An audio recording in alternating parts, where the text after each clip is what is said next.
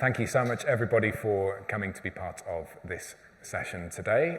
We've got all sorts of places that we could go in a conversation about AI and coaching, and we will go to some of them and definitely not all. And so hopefully it would be good to be shaped by some questions and thoughts that come from everybody here. And we have a wonderful panel that we're going to have a very nerdy discussion about the combination of two already quite nerdy worlds to generate a new one, a real hyper niche. My name is Sam Isaacson. I'm the chair for this panel today. My job really is as a consultant working with organizations and with independent coaches, thinking about the impact of technology on the world of coaching and particularly then how that impacts into organizations. I've written a couple of books about that and work with the professional bodies on their thinking about that as well. And I will hand over to Rebecca first to introduce yourself, please. Would be lovely. Thank you. And hopefully it's not going to be the super nerdy discussions we sometimes have. Not sure everybody could follow that. But yeah, I'm Rebecca. I'm from Germany, from the beautiful Black Forest area down south. And I'm in AI coaching since 2018. I have a former career always working in IT, besides 2 years in the automobile industry, which was way too slow for me, even though it was German cars. And I've always built apps and applications around that, and then we decided 2018 to see if we can use technology to scale coaching by building chatbots, and it was very early, so nobody has heard of ChatGPT back then. And late last year, I founded a Viva La Coaching Academy, so we bring AI literacy to coaches and learning professionals globally, so we have a very global community.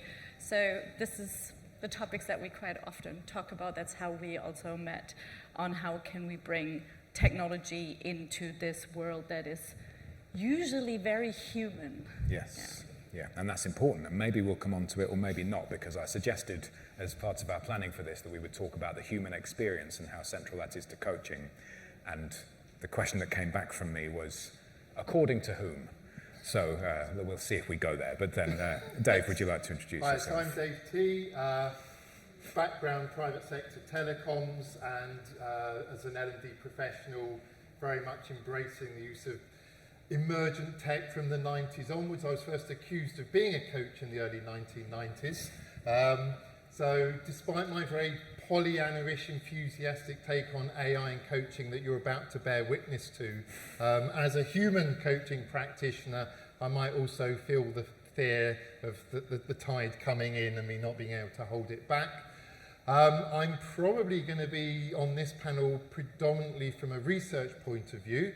So I'm a chartered psychologist in general and a chartered coaching psychologist in particular, editor of a journal called The Coaching Psychologist, and I'm very excited about the possibilities that AI in coaching gives us to finally start to understand the impact and the benefit that coaching in general has, which might then inform human coaching. But more of that as the conversation unfolds. Yes, wonderful. So to kick us off, I thought it would be good for us to just get a sense of who we have in the room. So we've got a little bit of a sense of who we are. But it would be just helpful to get some quick shows of hands. First of all, who here has used an AI coach, has interacted with one recently?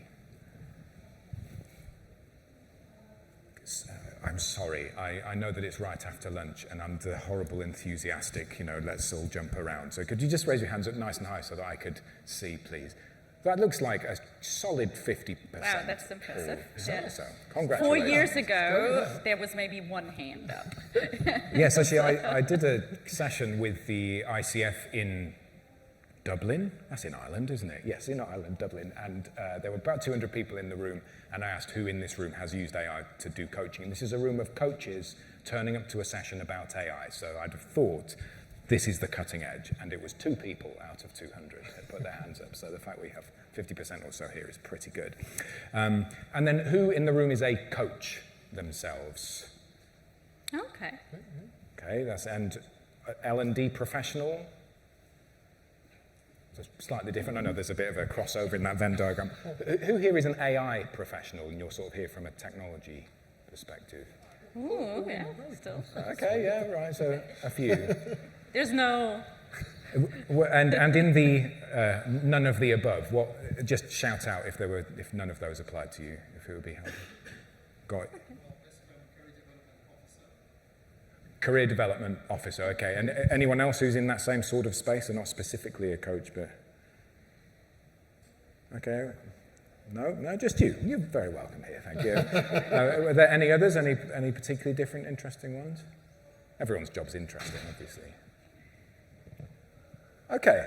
Oh, yes, sorry, one at the back. Sorry, could you shout what you do, please? So I'm a CEO of a training provider, so I'm looking at it from an external teaching and learning with their apprentices. Ah, right, okay. Well, I mean, I should have said in my introduction, there's the coaching apprenticeship, the level 5 coaching apprenticeship. I was the chair of the group that developed that. That's probably the biggest thing I've ever done. I should have led with that, really, shouldn't I? So it's great to have you all here today. Thank you. And we'll try to sort of cater things as we go. And it'll be great to have some questions. And so please do be thinking what is most interesting for you, and we'll cut to you. But to kick us off, even that question about who here is a coach in this room, the different people who put their hands up probably are different sorts of roles, all of which fall under the category of coach. So what do we mean when we say coaching? Rebecca, let's start with you.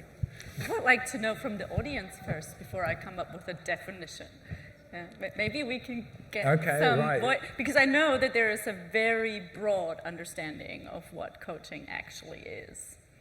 So if there's some key words, let's just shout out and hear some words that come to mind when we imagine coaching. Gosh, it is bright in here, isn't it? Leadership development, okay, that's interesting, isn't it? Interesting that we go straight there. Yes, thank you. What else? Human potential, lovely, thank you. Navigation, yeah, it's coaches, like going on a journey, isn't it? Thank you, yes, what else? Listener and challenger. Challenging. Interesting, that's really interesting actually when we come to AI. Let's hear one more. Mentor, okay. Wonderful. Oh gosh, I mean, we've literally opened it up to see exactly what's going to happen. Yeah, Rebecca, what do you mean when you come here today thinking we're talking about coaching? What does that mean for you? It's always a good question, no? But for me, it's more like really having a professional dialogue with someone, a conversation that helps people, that's very focused on the other person, not myself, and help them with whatever pops up in the room, in that moment. So I'm more of a purist in these regards, but it's mainly supporting others, and solely talking to them about the topics that they want to solve for the moment. So it's quite a broad definition, and there's a lot of crossover with the words that come For me, it has changed really the last few years. I've come from a more narrow, more ICF at some point because I had to go through my accreditation, and then you start thinking like, go back into the narrow mind. My background is more in agile coaching in the IT industry, working with teams. And then when I entered the professional coaching world, I realized how smaller and smaller and smaller it gets in there. And then I'm broadening up now, again, for the last few years, especially with AI in the picture. Because it's hard to distinguish, when does coaching start and where does it end? And when does it go into something different? Which is a good topic to bring to coaching supervision. If you're a coach, you should absolutely do that. But Dave tends to be the person that I go to when I need an answer on something, and so no pressure, but what are you bringing then? Well, the first thing to say is that coaching is an unlicensed, unregulated industry aspiring to become a profession. So whatever you hold coaching to be, there will be a definition out there that you can point to support and align with and reinforce your own stance. So one of the definitions of coaching, a very pragmatic, real-world definition, is anything at all that the person advertising themselves as a coach is offering. It's that broad. I might say this more than once. There is a paper by Tatiana Bakarova and Carol Kaufman, in this instance, all about the problems of defining coaching. And they give it 2 tests, and they're tests that apply to defining anything. And the first thing is it has to be unique. So the definition is not describing anything else. And it has to be universal enough that it includes all the distinct coaching practices.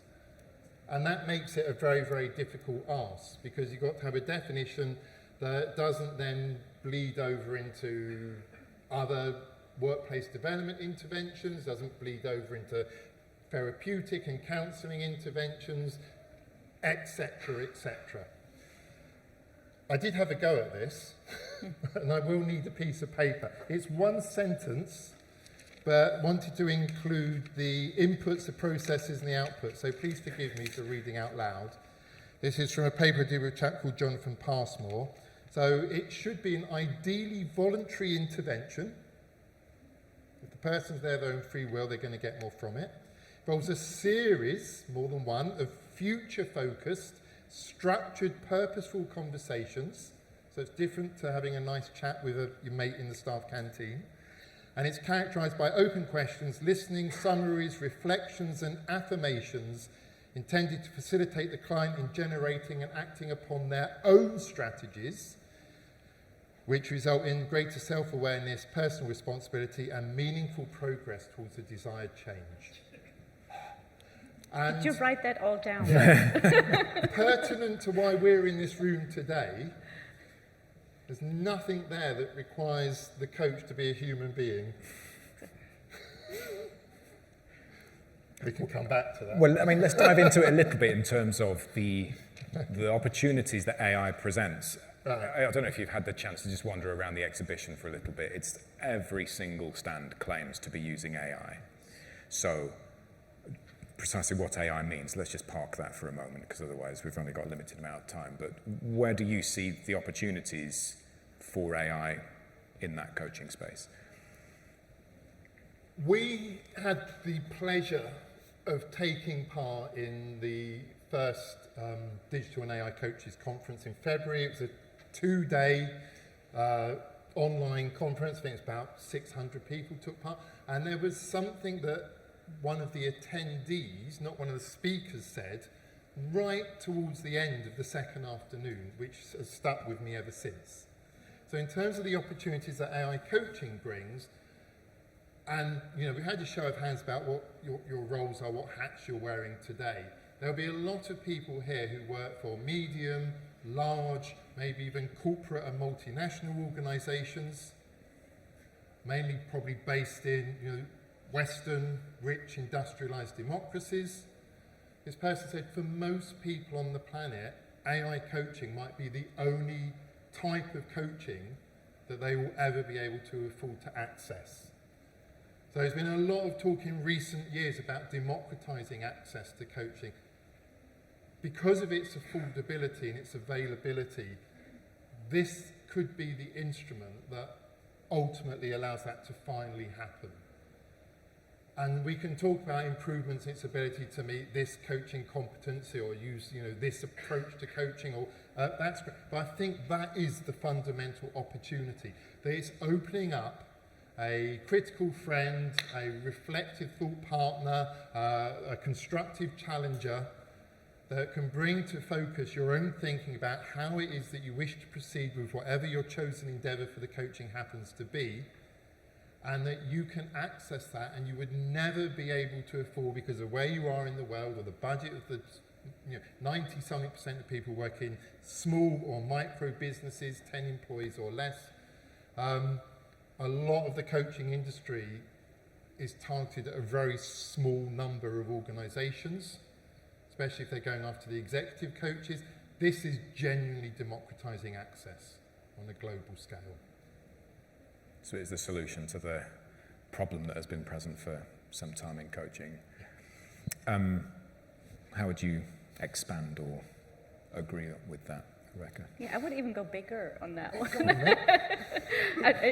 You both, we all know Nikki Tablosh. He's in South Africa. He's a researcher on AI and coaching.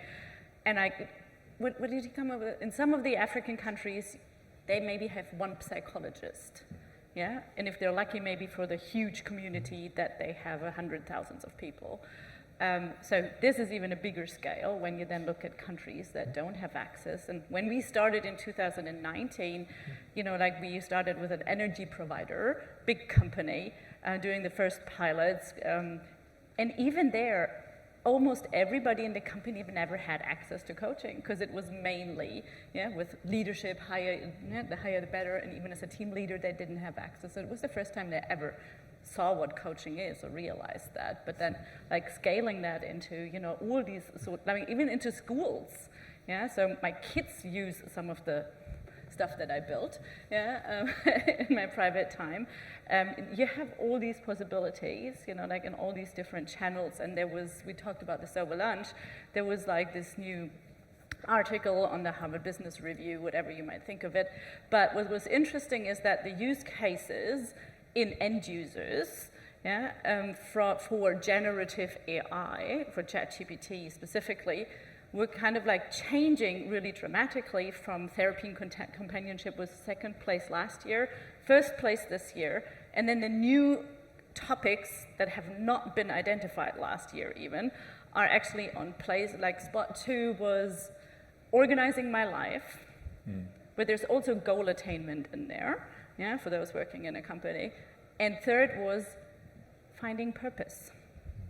So these topics, they go now, like in the scale, they're further up than creating, using it for productivity or performance, what we all need to do in corporates, and goes up to really like the personal development, the human side of things, on what really helps us, in our day-to-day life.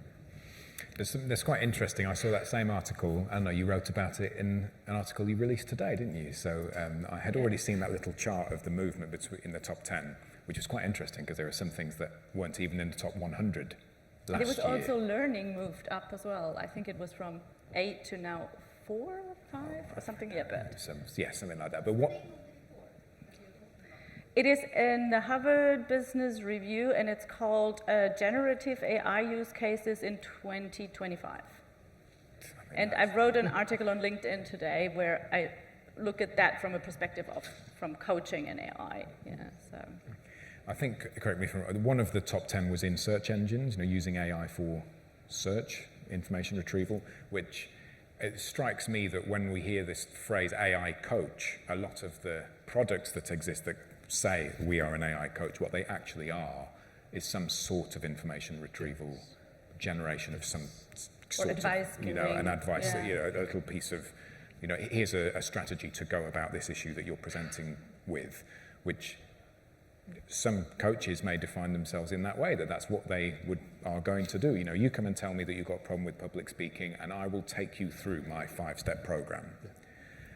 And most coaches actually aren't like that. If I appoint a coach, I want to be able to offload on them and be challenged a little bit and grapple with stuff and be asked questions. So that's perhaps one side issue. What other misconceptions do you perhaps see around use of AI in coaching? Misconceptions. I think in general, the misunderstanding of what coaching is, that's very broad in the market. Like we realized before, like you ask 10 different people, you get 10 different answers. So there it starts, because then the misconception of what AI coaching is, some think it's a fitness coach. So, what is it? It's not a defined, like you said, it's not really a defined word. And then it's also a lot, and we had that in some of the researches we did, is that people expect it to give advice and suggestions. That's a huge misconception by the user, because they use from ChatGPT that it would always spit out all the knowledge and all the things that it knows and give advice and tell you what to do in your 5-step program. But it doesn't take on a coaching role per se, where it just asks challenging questions. Wouldn't do it. I'd love to just take a quick pause and see what is bubbling up to the surface in your minds as you're hearing the conversation so far, and which direction would you like us to take the conversation. So we do have a roving mic at the background. If you have a question that would be particularly helpful, thank you very much at the front here. Thank you. It's to your point about there's nothing in that definition of coaching that can't be done by a human, and as someone who's been kind of coached, and not professionally but has coached other people, sometimes it's that variation in lived experience that comes from the coach that adds a lot of value.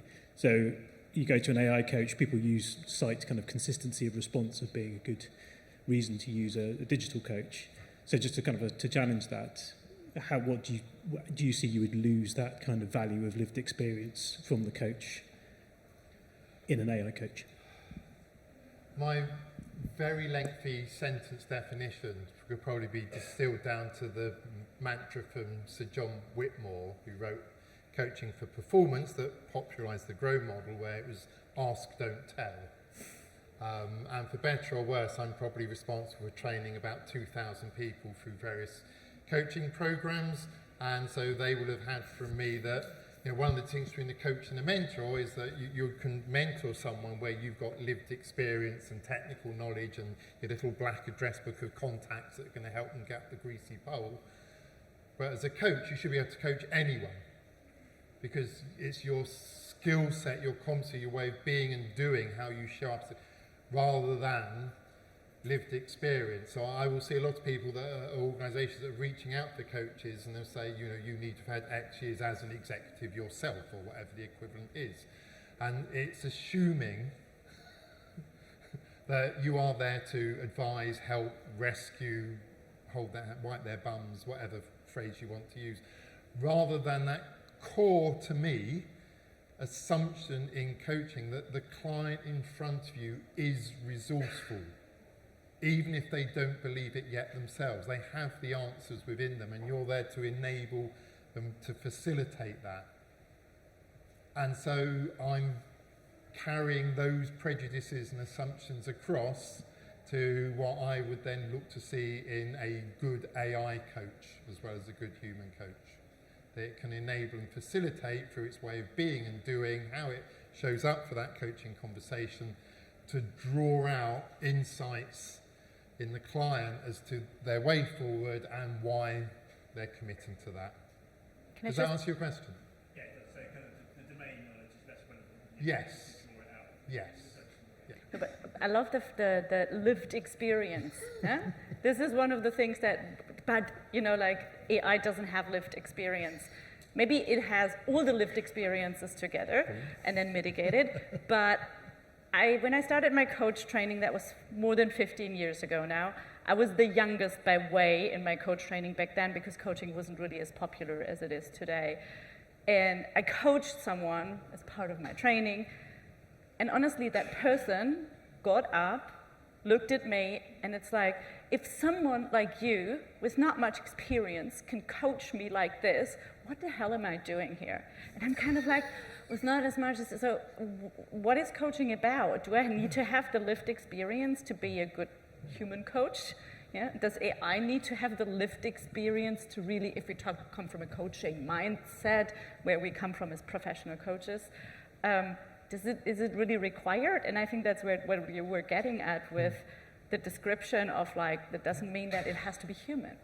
Yeah, so, but where then comes the human into the picture, and where is it still very necessary? Yeah, but let's go on with maybe that adds to just before we do, because I know that you have a question, and I would really love to hear it, but you've triggered a little thought in me in your answers, that it's the phraseology that I always used to carry around with me from my early days was that any skilled coach can coach any willing coachee.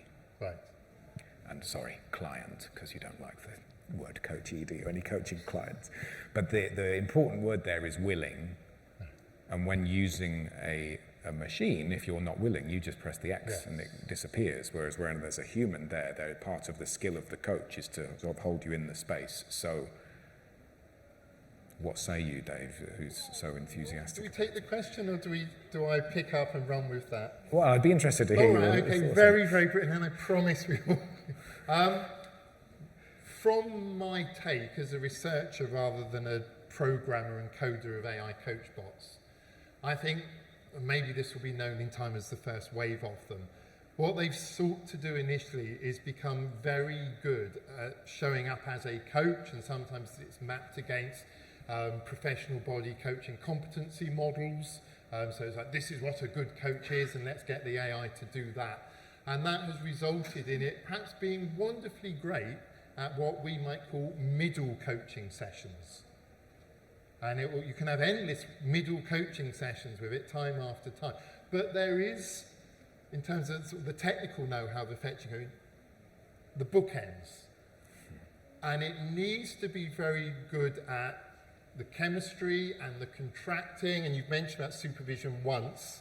And often as a supervisor, when the coach brings an issue to supervision, 9 times out of 10, the roots of the issue go back to what happened at the start and how the contracting took place. So that's critical for it. And part of that might also need to be what, as human coaches, perhaps we can do. Sometimes the person is sent, and that doesn't mean that we say, if you're not here willingly, then, please never darken my towels again. But actually say, well, your organisation's paid for you to be, you've got this opportunity, and coaxing them into actually, give it a go. Have 1 or 2 sessions, and the converts end up being the most zealous, and maybe the coach bot cannot do that. Mm-hmm. And what it also, I think, needs to do is become better at the endings and all the business that we will do in closing sessions. And most coach bots are designed by commercial companies. Do they want to build redundancy into their product and have people only have 8 sessions and then not use it again in the way that they might with a human coach? Or might they want it as you've got an open-ended use of this and you can have it for 365 sessions a year? So lots and lots of middle sessions. We need to be better at the front and the back end, and including in that is working with the level of willingness that the client presents at the start and not taking it at face value. Wonderful, thank you. Yes, please, Nat, thank you. Yeah. Good afternoon. As coaches, we train to bring out the best in others and look at emotional and behavioral cues, just observe their patterns and behaviors, right? I want to know how AI supporting, or how would AI evolve to support that, not necessarily replace that human element, but more so to support it. Rebecca, do you fancy kicking us off with this one? The emotional detection, Yeah. how it can support Nice, us. easy question for you. Steer clear of regulation for the moment. Let's talk technicality at the moment. So yes, AI can identify emotions in text and also in video, so from your images. And it can support, not all humans are very good at it either, detecting all of that. Yeah, we all have a very diverse brains as well, and AI can be super helpful in that, but we always need to apply critical thinking, because also AI can be wrong, and what happens then? Yeah, so having AI identify your emotions. I might be wrong, and I'm just coming back from the chatbot conference in Edinburgh talking to Amika. I don't know, have you heard about Amika, the robot? It's an emotional robot. She can actually, you can see her emotions in her face. Yeah, so she interacts with you, also with her hands, talking to her, and she can identify your emotions as well, and she expresses the emotions that she wants to mirror, let's put it this way, also in her face as well, so you should look it up. It's actually, I had the pleasure of talking to her live. And yes, it's very interesting to see what's happening there and how it can actually identify it with you, but what do you do when it gets wrong? You feel really betrayed. And what do we do then? Yeah, so, and how can we pick that up? So as a support, I find it super helpful, but I watched this video on what they do in China, observing the students, pupils in school, with cameras in the classroom, and always also detecting their faces and emotions and how they concentrate and if they focus or not, and all these things. It's a very interesting topic where there is bias as well coming in. And that's why the EU AI Act has this clause in it about facial recognition and emotional recognition, especially with HR applications and using that. But it is something that can be very helpful as an addition, like you mentioned before, supporting you. Maybe you missed something. Because also as humans, we can't always identify everything in a coaching session, because we have also our thinking processes happening parallel, and we only have one processor. And we always think that we're right, don't we? So we can't even we have be our told own to confirmation be right. biases. Yes. So. Thank you. Yes, you want to just come the halfway down? Yeah, thank you. No, this lady. Oh, okay. Anybody. I think you had your hand up very early, didn't you? So. Position AI coaching in the company that employees don't start to feel that something is going on and we are replacing humans. Oh, the threat to the coach, the internal coaches. Yes. Internal, external, and just mindset that AI coach is supposed to be a coach, supposed to be human, but suddenly it's AI. Do you mind if I field this one and then we'll sort of see what goes there? Yeah, the experience that I have with coaches interacting with AI coaches. Oh, maybe this is now time for a demo. We were thinking of a demo earlier, and we were just like. Can I just? This is probably good actually, because what I say to coaches, I work with a lot of coaches around their use of AI, or in most cases, non-use of AI. This is just ChatGPT. I'm sure that lots of you have interacted with ChatGPT, maybe all. And so it's a single prompt. This is not a very mature use of AI. The AI coaching products that are out there are they're going to be much more advanced than this. What you get, though, as a coach when you interact with an AI tool is you see what it's good at and you see what it is really awful at.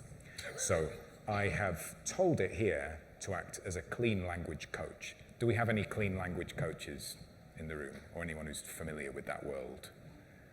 No. Right, in which case, what it's going to produce is going to sound extremely strange, because clean language by its design is not the way that you normally speak. It's designed to continue your thought process by taking words you have spoken and then presenting it within very set sentence structures that ask you an open question to continue your thinking. So it's asked me to set a goal. Every question starts with an "and" in clean language. And what would you like to have happen? So who has an example goal that they might bring to a coaching conversation?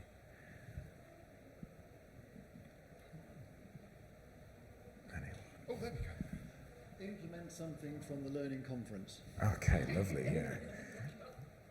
I'd like to think about how to implement something I picked up at a recent... I'm slightly rephrasing, but there we go.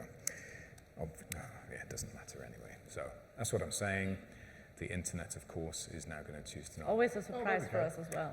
And what kind of implement something you picked up at a recent conference is that? Now that, if you've read a textbook on clean language, that is directly out of the textbook. That is exactly how to ask the question. And what kind of is that? And so it's asking you to sort of explore that. And let's say, I want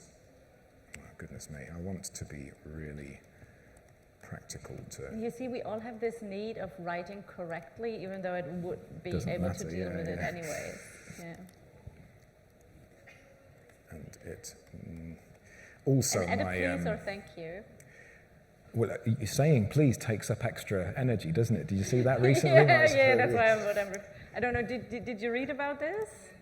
Yeah, that Sam Altman was having this kind of like that it cost them millions that people would always say please and thank you. But then he is correcting also himself, and that's what people miss, that this might be good for some reasons, yeah, because it still makes us human as well, yeah, because it's lived morals and ethics and conversation that we have with each other, and that makes us human, yeah, saying please and thank you. And with the machines for when they rise up and they remember. You're very performance-driven here. And when it needs to happen within the next 2 weeks, what kind of practical is that practical? Now, I know it's weird, but it is exactly what you're meant to do. So if you are meant to be a clean language coach, which is all about picking the correct words in the sentence structure, the AI is going to beat you every time as a coach. Most coaches, however, even if they think the best way to coach is for me to be the best clean language coach in the world, when they're doing coaching well, they're going to break the rules. So humans do that, no? They love breaking the rules. Yes, exactly. Yeah, we just love to go our own ways. Yeah. And sometimes one of the most successful coaching sessions that I ever delivered, in my experience, as a wonderful coach, is somebody had come in who had just taken over leadership of a new team. and she knew that she needed to make some structural changes. It wasn't any redundancies or anything, so she didn't have any sort of emotions of that, was trying to figure this thing out. And she said, I'd like just to think this through today. And I said, well, why don't you just start to describe it to me? And she went off on one. 25 minutes she just talked about what she was going to do, and she was writing this stuff down on this piece of paper. And when she stopped at the end of 25 minutes, I waited in silence for a moment, and then she started talking again. She had a new idea, and then she started to expand this thought, started scribbling around. And another 20 minutes, I was then listening to her until she stopped, and I felt, okay, you have actually stopped. And I said, what else? And then she talked for another 20 minutes. That was it, our hour was done. And she said, oh, Sam, you're such a good coach. Well, actually, I don't want to blow my own trumpet. I think I was pretty good. In that moment, I think that was what she needed. And AI won't do that unless it is specifically instructed to. And so it's when you use the tool, actually, Dave, I'm sure it'll come up a little bit. Anyway, we did a study in the NHS using an AI coach with a population in the first instance of coaches. And the general sense was, oh, this is great. What a fun tool I can use. It helps me to do some thinking. I don't feel threatened by it because, yes, it's good at some stuff. It's also not good at other stuff. And so it's providing a service that is different from the one I'm providing. There was a question there. Yeah. Hi. So apart from me having an existential crisis about what you're going to do to my business, or what this is going to do to my business, which is running, I have a question about the privacy, and not about the data privacy particularly, but about the fact that sometimes people will say things in a digital space that they might not say in a human space. So that's my hypothesis, right? I don't know if that's But there's true proof of that. Yes, or not. definitely. Oh, so, okay, so there is. So then, as a coach, I think sometimes the practice is getting people to say that out loud to others and live with the social blah that comes from whatever that is. I don't fully know what my question is in all of that. I feel like I'm holding on to that like it's a lifesaver somehow. But there's something about the private public thing. There's something about the confessional, which I'm kind of curious about. And if you could make a better question out of that, I would appreciate it. Or just put it in AI and ask for a better question. I don't know if I can make it a better question. Are you the AI? Yeah. So when I've been involved in research surveying businesses about, do you intend to use AI in your coaching portfolio, for what purpose, with which segment of your workforce, and usually because of the price point, you'll get something like, we'll save our flesh and blood coaches for the exec leadership team and maybe the leaders of tomorrow, the talent, and we'll give this cheap AI coach to everyone else. But and it's relatively new, this is all emerging data. What I am witnessing, and when we look at people that are using these tools and we're interviewing them afterwards, there are a lot of executives and senior leaders, perhaps for the reasons that you were speaking, who actually gravitate to this. They're precisely the people that it's not brought in to target. But as long as they trust GDPR and things like that, and that anything that they put into an AI coaching session is going to stay there, you could have the greatest human coach in the world, and they can look you in the eyes, and everything you say is going to be confidential with this or that exception. But they say, I still think that they're judging me. Even if they don't blink. As a fellow human being, they are judging what I'm saying at some level. I'm not getting that with the AI coach. And that is liberating to me, and it's giving me this license to be completely authentic and flawed and not know. And so they are disclosing a lot of things because they feel they're able to in this context. Yes, and. So I think that's exactly my point, right? Which is, you can disclose fully, if you want to, into that space. Yeah. And again, I'm not talking about the data privacy. I'm talking about that. If it's a digitally intimate space, for want of a better phrase, at some point, if you are going to go out into the world and say those things or behave in that way, you will potentially be judged. You will potentially create reaction. So just talking to an AI coach, I can't finish that point. I don't know fully how to finish that point. But there's something in that for me about the freedom and safety to say it. But being a human means that you have to be in the world, and you will face censure or praise or stuff. And I feel like that's a really important thing at the moment, that the way that we behave has consequence. Or, I'm going to stop. Sometimes it doesn't have consequences now, if we look at what's happening in the world. But, just say it, whatever. But what I love, what you're getting at is also, that's something that I've been thinking a lot the last few days about as well, is like, when do we use an AI coach, and when do we really need a human coach in the picture? And can we just offload something, maybe with an AI coach, that is not judging us in any way? But then what we realized already very early is that people, even though they found a solution or they talked about it with an AI, they still had this urgent need, why ever, I haven't, maybe good research topic, to then discuss it with a human being.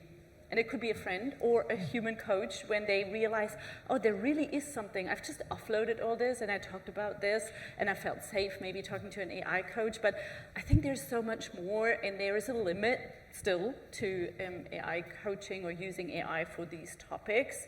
That they, once they go down a certain path, have difficulties jumping into completely different directions and all that. And there is something that we have this longing as human beings to have connections with other human beings. We've all gone through Corona times. We know how that is. So, and I don't think that this is going to go away.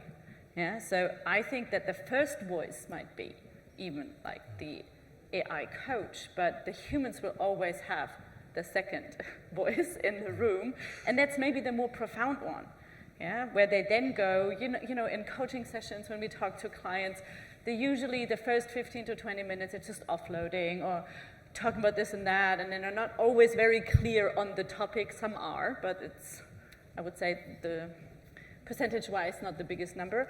And then, you know, like, you can take over in the parts that they then want to deflect with you as the human in the picture, and then go deeper and further, and then maybe talk again to the AI coach at some point, because it's available at 2 o'clock in the morning, when they can't fall asleep, or 6 in the morning when you're maybe still busy with other things or sleeping, depending if you're an early bird or not. So there might be, you know, like, something totally different emerging now in the market, and I think there's a high possibility that there might be even more demand for coaches because more people have access to it and see the benefit of it. So we don't know. That's something that only the future will show. I would love to just say thank you in particular for saying data privacy is an issue that is present, and that's not what you're talking about, because a lot of people do desperately want to talk about data privacy in association with AI, and that hasn't seemed to be there when we're talking about using Zoom for video calls or sharing documents on Teams. When a coaching conversation is meant to be, if you look at a lot of the original textbooks, confidential, which means you say something, I'm the only one who hears it, and nobody else in the world is hearing it. And then we go, you say it, and then we put it through some third party with 50,000 employees and just hope that none of them are going to find out, which is a little bit silly, but as soon as we've got AI in, that seems to be an issue. So thank you for not making that an issue. I think your point around it's important to cross the barrier of being able to say something in front of a human is a really important step of bravery, which just in that moment of disclosing it, that might be the thing that was required. I personally experienced this actually early in my coaching journey. I met a coach basically who scared me. And I thought, I'd like to be like you, and I'm so intimidated by you. I just don't know what it is that you're doing that is making me feel like that, but that's probably the thing I'm missing. And so it took me several weeks to build up the courage to give him a call and say, could we meet so that I could ask you about this? And I felt like when he'd said yes, I didn't need to meet him then. because it was, that's what I needed, was that, yeah, I'd had the moment of being brave and taking the risk, and it wasn't scary, but I thought it was. Isn't that interesting? So where this is leading me to is there are a lot of AI coaching products that are starting to emerge in different forms, and they have no real interest in doing anything other than serving people in the moment. And so there is no need to be vulnerable any wider than just using this tool, because once you've got a license, there you go, end of story, we've made a sale. When actually, as an organization implementing it, we should always be thinking about how do we get this as a route into using a human coach when that's necessary, and make sure that the AI has got that in mind, has no mind, let's not break the illusion. In its memory. Yeah, it's got this part of the prompting is to say, I think that the user has just disclosed something that would be valuable for them to disclose in front of a human. Let's inject that into the conversation to have that as part of the exploration. Question? Yes, lady with the, well, okay, sorry. I fully believe in the whole access and the product of an AI coach. I think that's great. But given that it's not from a job security place, but how do you envisage AI and coaching? How can you embellish or strengthen the coaching practice by using AI?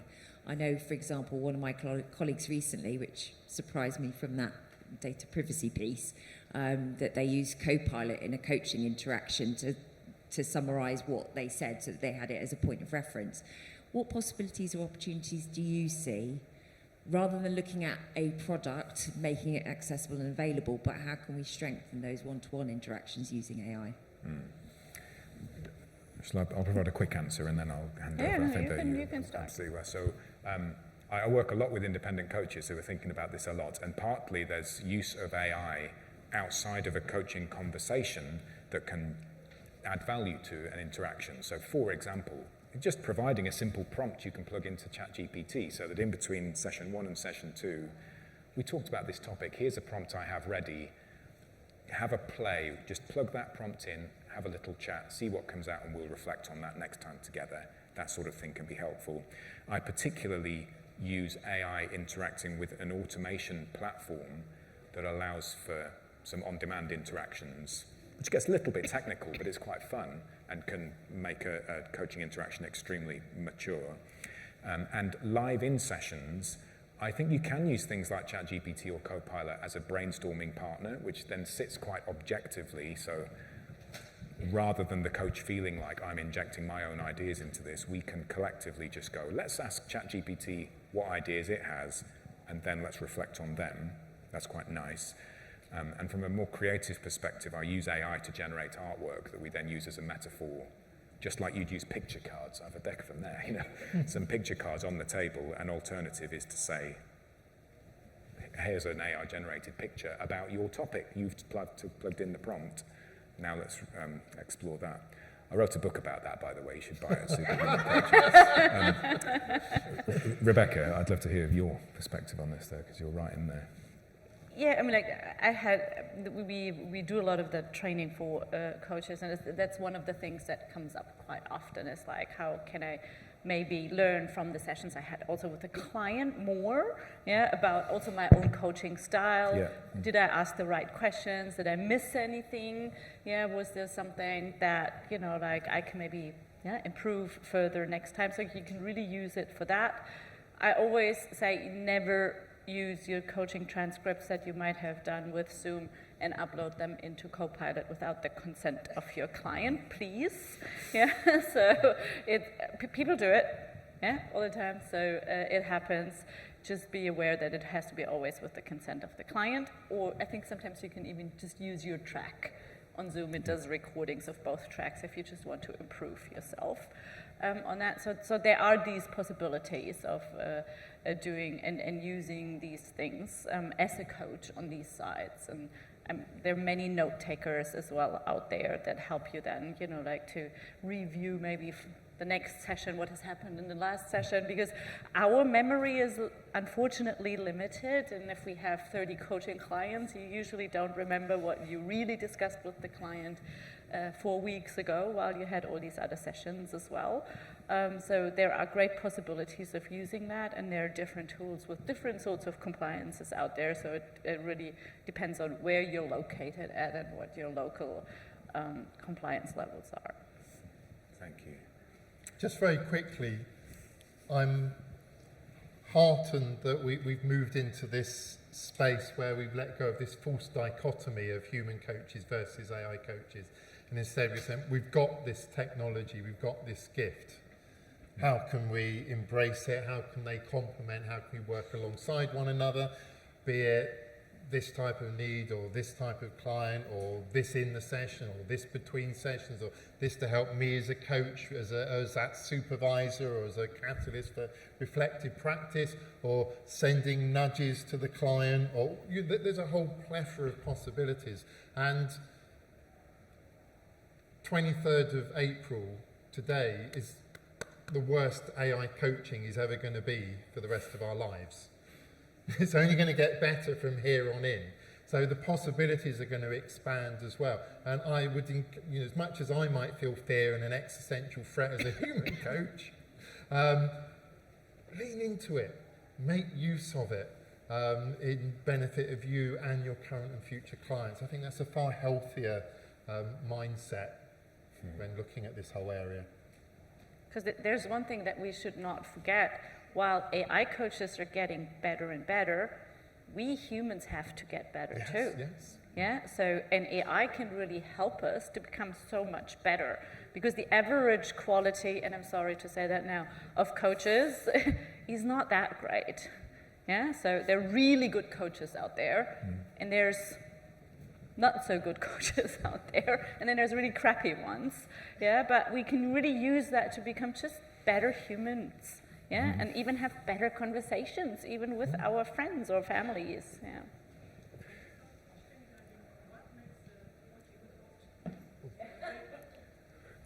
I didn't get that. Yeah. What makes a coach a good coach, a great one? Could we have the next question, please?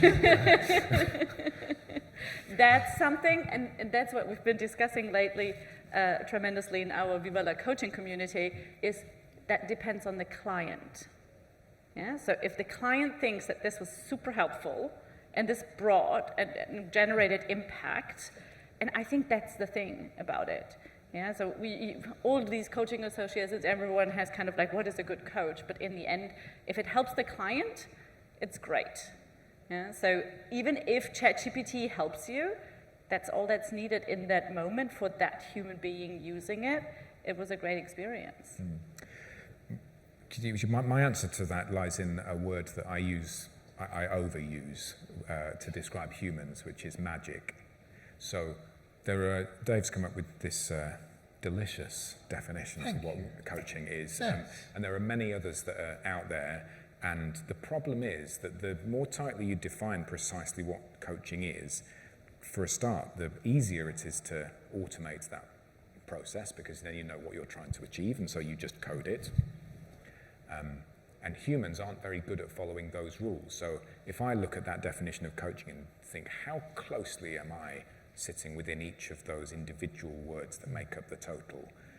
Well, let's say I'm really good and I'm 95%.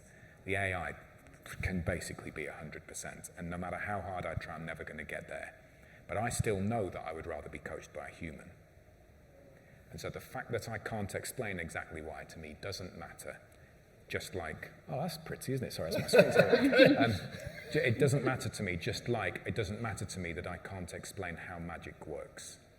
But if it does, then let's just accept it's magic. And so for me, for meeting humans, it's the same. This is the first time that the two of you have met in person, isn't it? That's true, we only saw each other on. But what I think is an interesting topic with what you raised is, what are good AI coaches? I mean, humans differ. Oh, yeah, but with AI coaching, I think we have to be, at some point, much clearer when it comes to also and now here we go, data protection. So when it comes to biases, when it comes to human oversight, when it comes to, what is coaching, or what are we going to use here, and where might be, the dangers or risks for humans interacting with it. So there is a lot more that we need to consider in these regards, because humans are allowed to fail. AI is not. So you could say that a good coach maybe does the three things that I listed off. So it's going to raise my sense of agency and ownership of my own choices and decisions. It's going to build my self-awareness, which I'll take into how I show up in my job and my life more generally. And maybe there is meaningful progress towards the presenting goal or topic. And it does it in an ethical way. And maybe it does it in honour of how it said it was going to do it when it contracted at the start. Firstly, it means the AI coach isn't going to, midway through session 3, say, I know I promised I'd be like this, but can I just take my coaching hat off for a moment? And then suddenly go into tell or rescue mode. It can't do that. But the other thing is we could present to the individual coaching user, the client, or to the sponsor or the buyer of the AI coaching in the organisation, and say, these are the outcomes that we think you would value the coach provide. And they can have a conversation and a choice. So we know with some AI coach providers that buying organisations say, we also want it to be aligned to our values, or we want it to be aligned to this strategic target for the next 3 years. But they can make a choice, and the guardrails are then set in a way that we can never guarantee they would be if you brought in a pool of all of us as 50 or 60 human coaches to work with their workforce. How do you decide as a manager, let's say, if one of your team members is the right material to become a coach? To become a coach? Yeah. Does it, how would I say, require to have certain skills, natural, like a performer or an artist to have, let's say, or can any one of us go through the professional training and become a professional coach? For me, and I can jump in here, like my understanding of this would always, like in the manager role, and if I recommend people, is like if they can really hold the space for someone, if they don't like apply their own stuff on others, if they're self-reflected themselves enough, if they know who they are, and are kind of like settled in themselves in some ways, I find that a good sign always, if you can just be fully present with a person, and leave your garbage, but I always say it, out of the door. Sorry. But because we bring a lot, everybody does that. We all bring our own lived experiences, someone mentioned that before, into the room as a human coach, and that's okay. Because that also makes up for that beautiful connection quite often, and it doesn't work with everybody, and that's fine. You might not be the perfect coach for me, but you might be. So it's not everybody connects with everyone, and that's totally fine. But if they have in general kind of like this love for other human beings, and just being able to present with whatever they come in with without being judgmental, I think that's usually that's my personal opinion, a good first sign that I know, oh, maybe you should become, or think about that. I had a working student and she was only 21 and we developed coaching chatbots. She was a programmer. She studied computer science, but she was brilliant. And I told her very early, like, Anna, I really think you should do a coaching skills, like just skills, because I think she will be a perfect Scrum Master or Agile coach at some point in some of the developer teams, because she has that feeling for it. And it's not age related. So it doesn't mean that years of lived experience. Yes. There's a lady in the white top halfway back who's been waiting very patiently.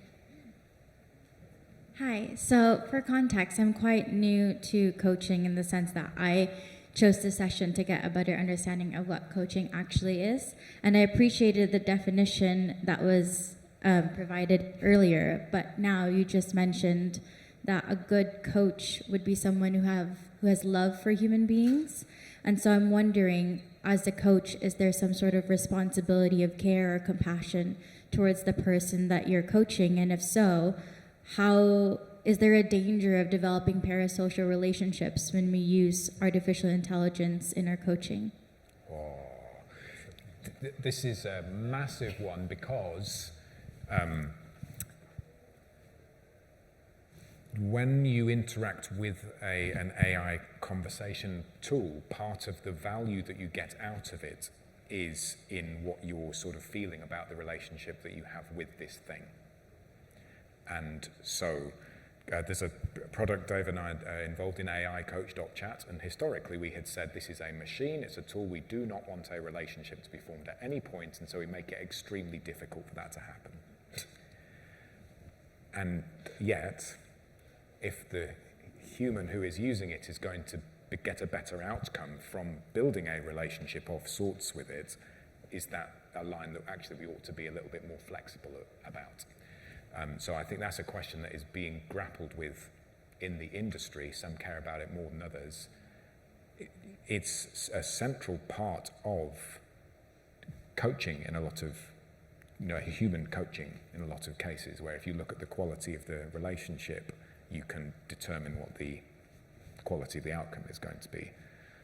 Yes. So I'm not sure if I'm stating that correctly. It's the same with machines, because humans can form this relationship with machines. There's research showing that the replica research and things, which was done in the UK, I think with students, that formed a relationship with their replica, which is an AI avatar, that you can actually, like a companion in this case. We here wouldn't call it a coach, but someone that you can talk to, and you can form relationships, and you can even become dependent, and then they changed the algorithm, and then they felt a loss, because the algorithm was not as human-like anymore, and didn't connect with them on certain levels, and they felt abandoned by their own AI avatar that they kind of created, because they had to change the algorithms because of bias issues and other stuff that happened, and you might have followed the news on that.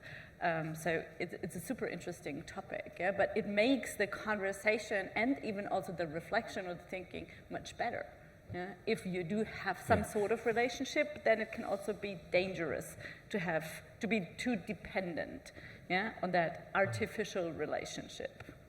I think what it shows is that if you're in an organization deploying AI coaching, you need to think about that as part of the experience. And so that's why, for me, this idea of there always being a way to get in touch with a human through the conversation is very important.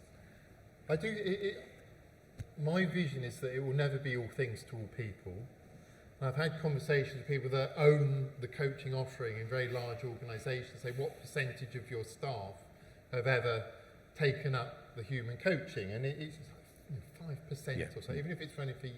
And so maybe that's a more reasonable benchmark. If you've got 5% of your workforce that say they are getting genuine benefit out of an AI coach, that doesn't mean it's failed. It might mean it's, of comparable value as part of your development portfolio for your people. So it doesn't need to be all things to all people anyway. Going back to some of the interviews I've been doing recently with actual users of AI coaching, there are some who go back to it again and again, and it's almost like the relationship side of it doesn't matter so much to them. What they are doing is putting repeat blocks in their diary for Friday at 4 o'clock or whenever, and ring-fencing time, and they may have had a reflection journal before that.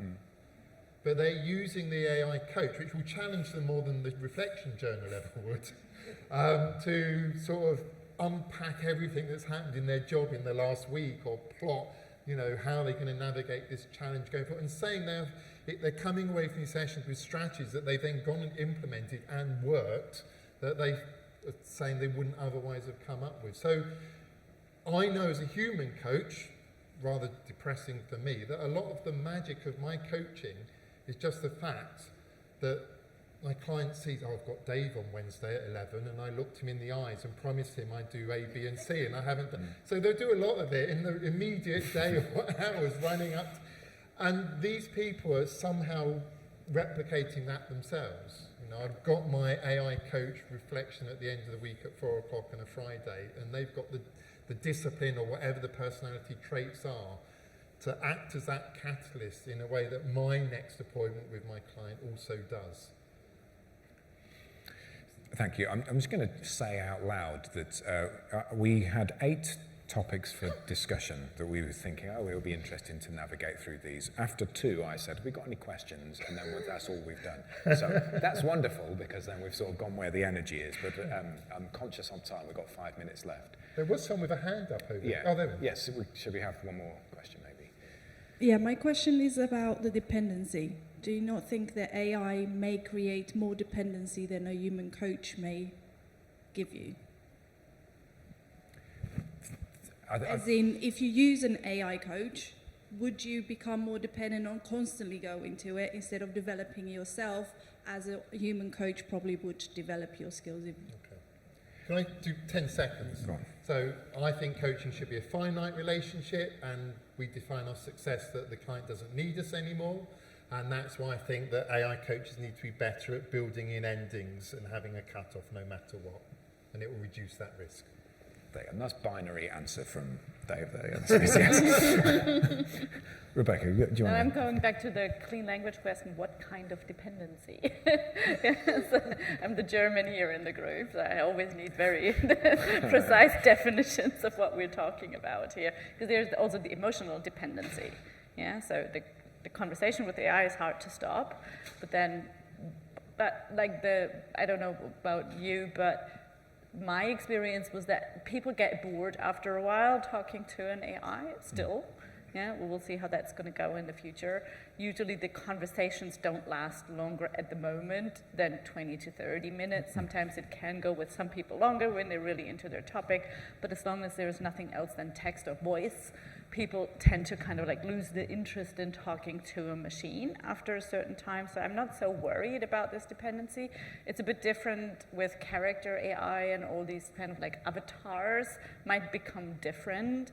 But even there, the conversations, it's usually 5 to 10 minute conversations, but people have it more frequently.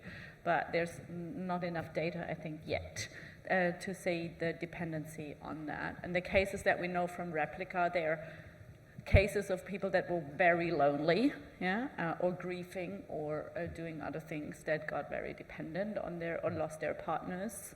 That's how Replica was created in the first place. And they created a replica of their, what do you say, deceased in English? Yeah, so, which you can do, but it's also an ethical question if you want to do it, or if it's good to do something that we need to discuss. And ethics is something, as humans, we need to find through discussions of like, where do we think something should end or stop, or where are the boundaries of things. And I think that's our task for the future as the humans in the picture, to say, where does it really help, where does it get dangerous, where do we think, like we should stop. Developers won't stop, but we as humans can say where we're going to apply it or not, and which means. I think there's a lot about AI coaching that raises some quite big philosophical questions that are helpful for us to wrestle with, and that is an important one. So when I deliver my coaching, just because of the way I tend to get it, it tends to come in batches of 6 sessions at a time.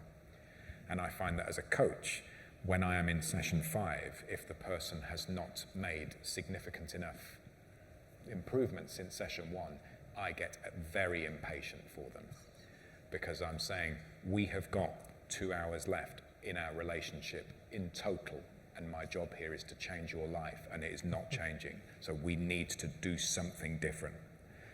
And or get divorced. Me? No, the relationship with the client. My relationship with them, yes, no. Well, I suppose that's almost it. Is that like we're getting divorced anyway, so we need to get the right ending to it. Whereas with an AI coach, it hasn't got any perception of time. There's a lot there that is, the AI is just sort of doing something in the moment.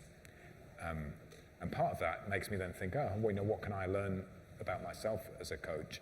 And actually, there are potential scenarios where, this idea of the relationship put to one side for a moment, just a practice of a reflection journal.